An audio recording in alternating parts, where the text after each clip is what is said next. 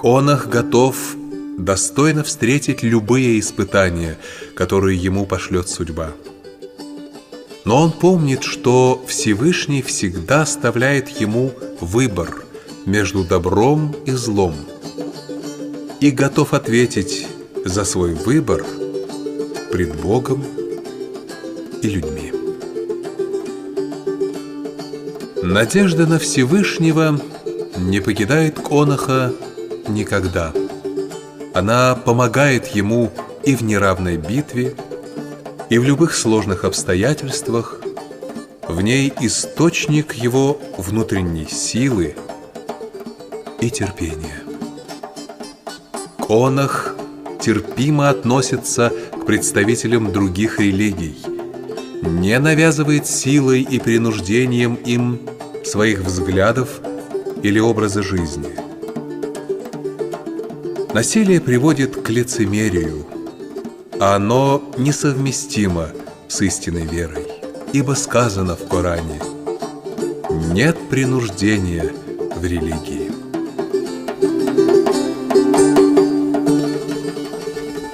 Средства достижения цели для Конаха не менее важны, чем сама цель. А поскольку цель у него может быть только благородной, то и средства ее достижения должны быть нравственными. Конах никогда не посягает на личное достоинство и честь других людей. При этом он должен быть снисходительным к их слабостям, к их ошибкам, по возможности избегая ненужных ссор и столкновений. Конах должен уметь не только отстаивать свою правоту, но и выслушивать чужое мнение, соглашаться с ним, если оно истинно. Признать правоту, уступить в споре или ссоре является не слабостью, а проявлением благородства. Но должна быть мера как уступчивости, так и настойчивости.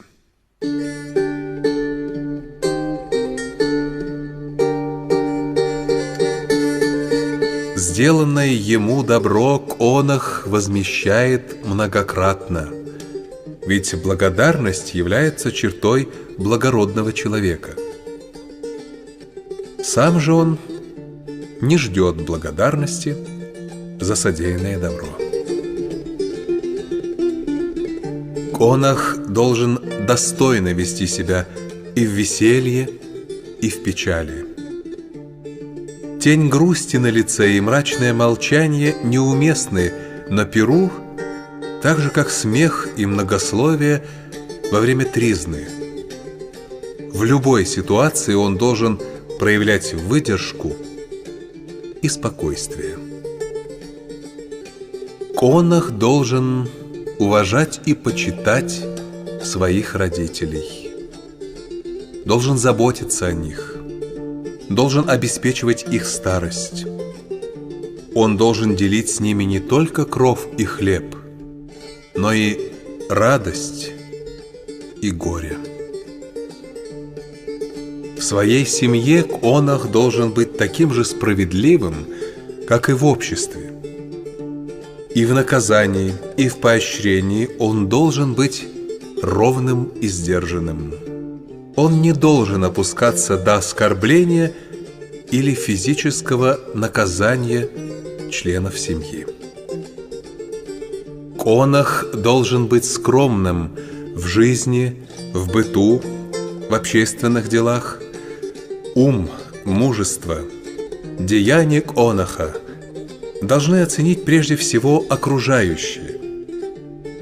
Но даже субъективность этой оценки не дает ему повода восхвалять самого себя. Честь и достоинство женщины для Конаха неприкосновенны. Конах никогда не позволит в своем присутствии обидеть женщину. Жизнь женщины для Конаха неприкосновенна вдвойне. Конах ни при каких обстоятельствах не поднимет на нее оружие, даже в виде угрозы.